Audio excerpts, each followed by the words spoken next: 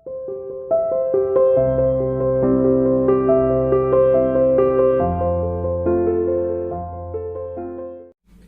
dear student, welcome to C International School online classes.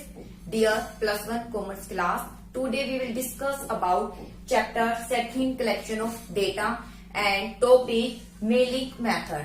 इससे पहले हम मेथड डिस्कस कर चुके हैं कि प्राइमरी डेटा को कलेक्ट करने के लिए कौन कौन से मेथड यूज किए जाते हैं।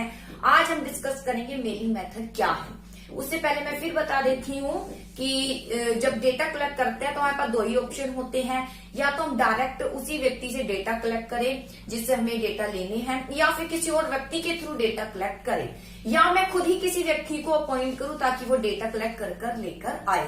तो ये सब कहीं ना कहीं प्राइमरी डेटा ही है। प्राइमरी डेटा कब कहा जा सकता है? वैसे जनरली मैं सीधा गई जिस व्यक्ति से इंफॉर्मेशन लेनी है तो प्राइमरी ही कहलाया जाएगा, लेकिन बाय चांस मैं किसी व्यक्ति को अपॉइंट कर देती हूँ कि आप मेरी तरफ से इंफॉर्मेशन उस व्यक्ति से कलेक्ट कर लेकर आइए, फिर बिटवीन जो मैंने मीडिएटर अपॉइंट किया है वो इंफॉर्मेशन कलेक्ट करके मुझे दे देता है। कहीं ना कहीं एक तरीके से वो सेकेंडरी हो गई क्योंकि कलेक्ट मैंने तो नहीं करी। ठीक है, जनरली साधारण शब्दों में अगर हम देखें तो वो कहीं ना कहीं सेकेंडरी है, लेकिन इन इकोनॉमिक्स में सेकेंडरी किसको कहा जाएगा? सेकेंडरी उसे कहा जाएगा कि अगर मान लीजिए किसी व्यक्ति ने मैंने जिस मीडिएटर को अपॉइंट किया है, मान लीजिए कि मुझे कोई इन्फॉर्मेशन कलेक्ट करनी है और मुझसे पहले किसी और व्यक्ति ने इन्फॉर्मेशन कलेक्ट कर चुका है, कोई इन्फॉर्मेशन कलेक्ट कर चुका है, लेकिन उसके खुद की स्टडी के आधार पर, उसका खुद का आधार था कि उस इन्फॉर्मेशन को कलेक्ट करना उस व्यक्ति से, उसने खुद स्टडी करी, यानी उसका पर्पस था, इंक्वायरी का पर्पस ही था कि उस व्यक्ति से कलेक्ट करना है। मान लीजिए जैसे ये व्यक्ति है, मैं ए व्यक्ति हूँ और ये बी है और सी है, मुझे सी के बारे में कुछ इन्फॉर्मेशन कलेक्ट करनी है, लेकिन ये बी वो व्यक्ति है जो ऑलरेडी सी के बारे में इन्फॉर्मेशन कलेक्ट कर चुका है, इसने भी स्टडी करी है सी के बारे में। ठीक है, ऑलरेडी इसने स्टडी करके, इंक्वायरी स्टडी करके खुद अपने पर्पस के आधार पर इसकी अपनी स्टडी थी, इंक्वायरी करी इसने और डेटा कलेक्ट किया सी से। उसके बाद मुझे अगर जरूरत है तो मैं डायरेक्टली किससे कांटेक्ट कर सकती हूँ? बी से कांटेक्ट कर सकती हूँ। तो बेटा अब ये कहलाया जाएगा सेकेंडरी। सेकेंडरी क्यों कहलाया जाएगा? क्योंकि बी ने डेटा कलेक्ट किए हैं अपनी स्टडी के आधार पर, इसे खुद डेटा को कलेक्ट करना था, स्टडी करनी थी, इसका एक पर्पस था जिस पर्पस से इसने सी से डेटा कलेक्ट किए, और मुझे भी सी के बारे में डेटा कलेक्ट करने थे, ऑलरेडी बी के पास थे, तो मैंने बने बनाए डेटा यानी एक व्यवस्थित डेटा को ऑलरेडी यूज कर लिया, तो वो कहलाए जाएंगे सेकेंडरी। और वहीं अगर मैं इस सिचुएशन को इस तरीके से कहूं कि मैं एक ए व्यक्ति हूँ मान लीजिए और ये सी व्यक्ति है, सी की इंफॉर्मेशन लेनी है, और मान लीजिए ए है, मान लीजिए मैं ही हुए, ठीक है, मैंने अपॉइंट कर लिया है बी को, और बी फिर इंफॉर्मेशन लेकर आता है सी से, इंफॉर्मेशन फिर मुझे दे देता है, तो ये क्या कहलाया जाएगा? बेटा कहने में तो सेकेंडरी हो गया क्योंकि मैंने डायरेक्टली कांटेक्ट तो नहीं किया, लेकिन बेटा ये प्राइमरी ही कहलाया जाएगा। क्यों कहलाया जाएगा ये डेटा प्राइमरी? क्योंकि यहाँ पर बी सिर्फ मेरे लिए कार्य कर रहा था, बी का कोई अपना उद्देश्य नहीं था कि इससे डेटा कलेक्ट करना है, उसको अरेंज करना है, ठीक है, उसको एक नया रूप देना है, इसका कोई पर्पस नहीं है, मैंने जैसा पॉइंट किया इसलिए ही इसने डेटा कलेक्ट किए सी के बारे में, तो इसलिए ये प्राइमरी डेटा ही कहलाए जाएंगे। प्राइमरी डेटा वो भी डेटा है जब जैसे ये व्यक्ति, जैसे मैं हूं, मैं सीधा सी से डेटा कलेक्ट करती हूँ तो प्राइमरी होंगे ही, लेकिन बाई चांस किसी के थ्रू इंफॉर्मेशन भी कलेक्ट करती हूँ, मान लीजिए सी की इंफॉर्मेशन बी भी दे देता है, तब भी वो प्राइमरी डेटा ही कहलाए जाएंगे। क्यों?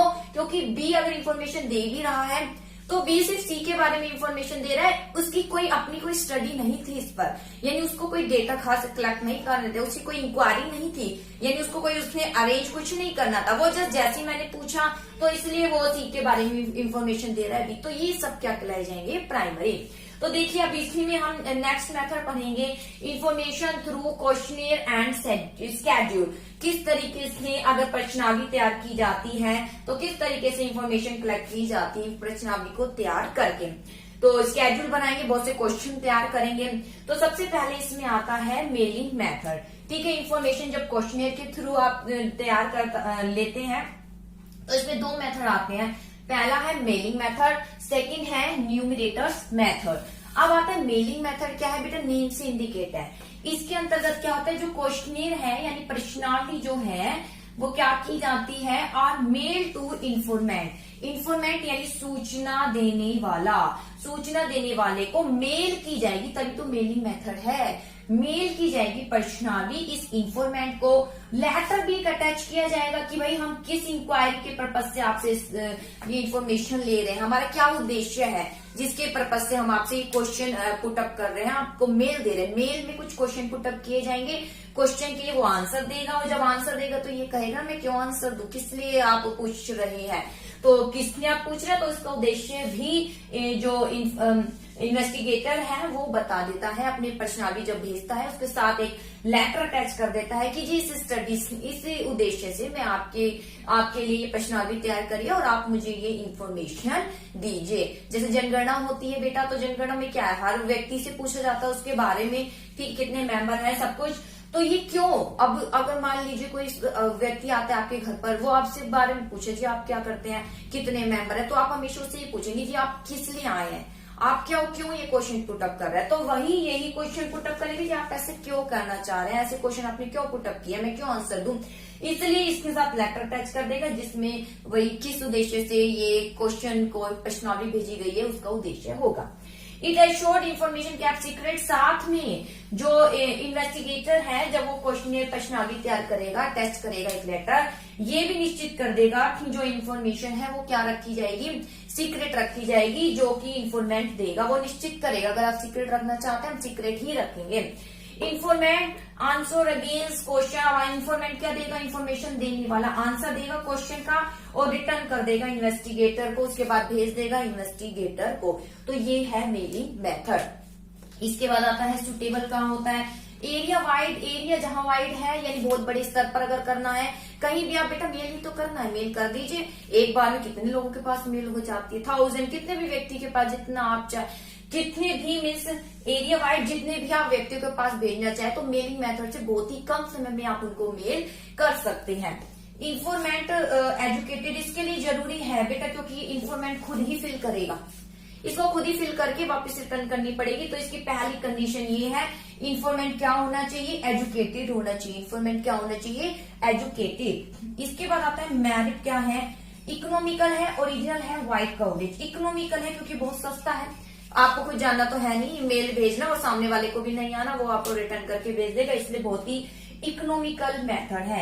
ओरिजिनल इसलिए है क्योंकि डायरेक्ट बेटा इन्फॉर्मेंट ही इसका आंसर दे रहा है, किसको, इन्वेस्टिगेटर को, तो ओरिजिनल ही है, इन दोनों के बिटवीन ही वार्तालाप हो रहा है।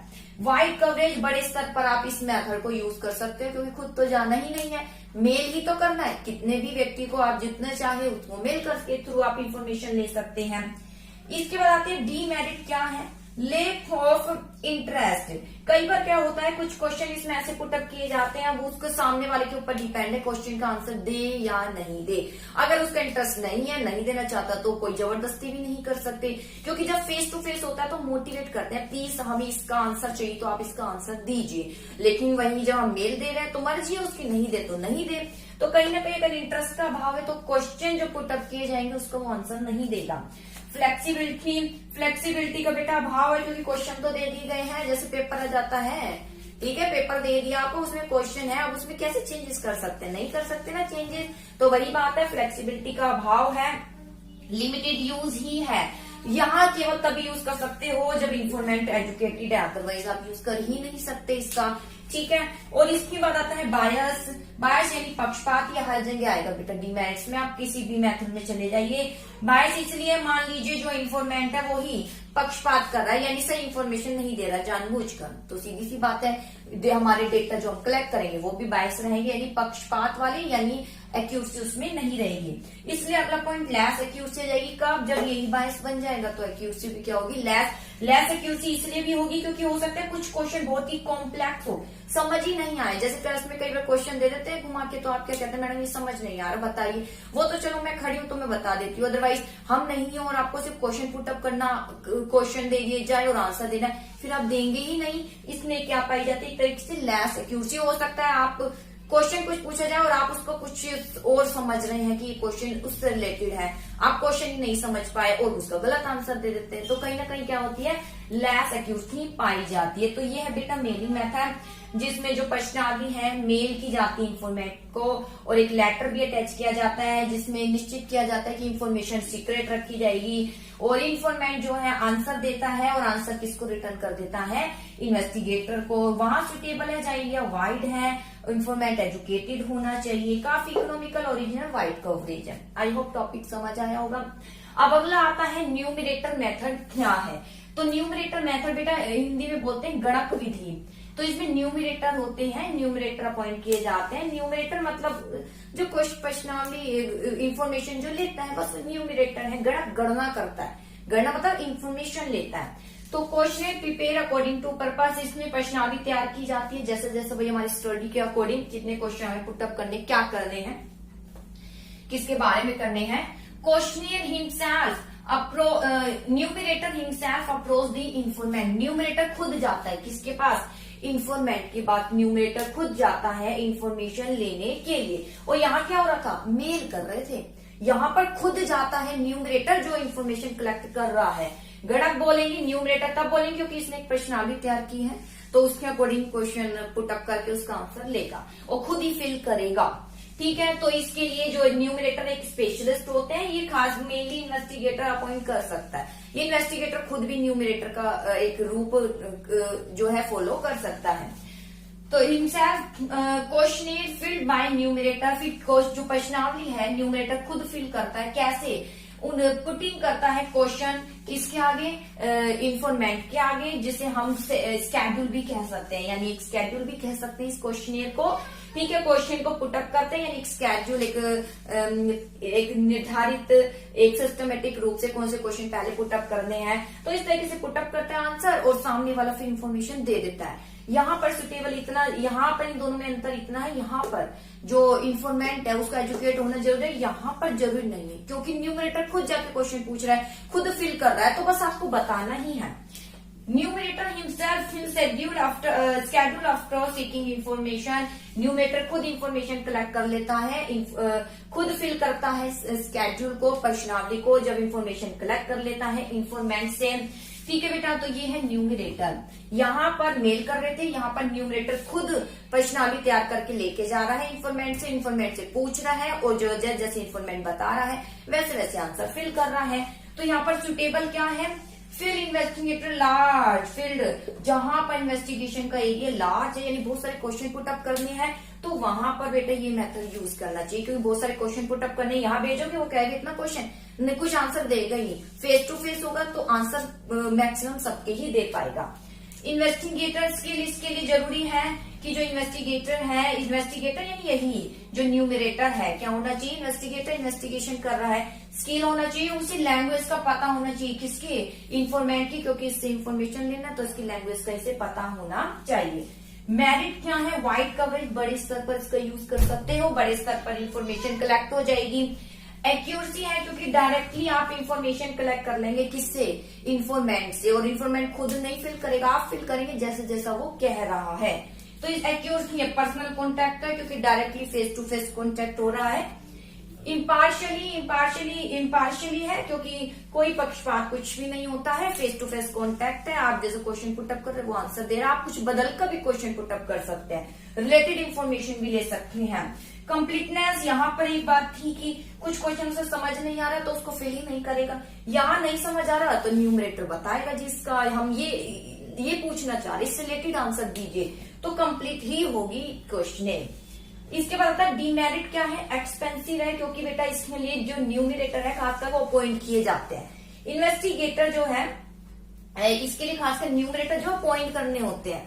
न्यूमरेटर कौन होते हैं, ये जैसे मैं हूं, मुझे स्टडी करनी है, इन्वेस्टिगेशन करनी है, तो या तो वैसे मैं खुद भी कर सकती हूँ, लेकिन इसके लिए मैं खासकर न्यूमरेटर अपॉइंट कर लेती हूँ। न्यूमरेटर के होते हैं, एक्सपर्ट होते हैं इसमें, तो ये खासकर अपॉइंट किए जाते हैं, तो इनको अपॉइंट करने में काफी खर्चा आता है, ये स्किल होते हैं। और हम कह रहे हैं भाई हमें इससे रिलेटेड स्टडी करनी है, तो क्वेश्चन को किस तरीके से पुटअप करे, कौन सा क्वेश्चन पहले पुटअप करे। जैसे बेटा सीबीआई होती है, ठीक है ना, कोई भी इन्वेस्टिगेशन करनी है तो कहते हैं ना सीबीआई को अपॉइंट करेंगे, क्यों करते हैं, वो एक न्यूमरेटर है, उनको क्वेश्चन पुटअप करना आता है, उनको क्वेश्चन का आंसर निकलवाना आता है कि किस तरीके से आंसर पूछा जाए कि सामने वाला जो गिल्टी है वो तुरंत आंसर दे दे, तो इसे बोलते हैं। ठीक है, न्यूमरेटर स्किल होते हैं, स्पेशलिस्ट होते हैं, पर खर्चा ज्यादा आता है। अवेलेबिलिटी ऑफ न्यूमरेटर अवेलेबल अगर हो गए तो ही आप कर सकते हैं, अदरवाइज ये मेथड यूज नहीं कर सकते। फिर आप खुद बने न्यूमरेटर, वो इसके लिए बेटा एक स्किल का होना जरूरी है। टाइम कंज्यूमिंग, टाइम तो बहुत ज्यादा इसमें कंज्यूम होता ही है। अगर सामने वाला जल्दी से इंफॉर्मेशन नहीं देता तो कहीं ना कहीं टाइम वेस्ट हो रहा है। न्यूमरेटर अपॉइंट कर रहे हो, फिर वो इन्फॉर्मेशन कलेक्ट कर रहा है, फिर दे रहा है, तो कहीं ना कहीं टाइम तो वेस्ट होता ही है।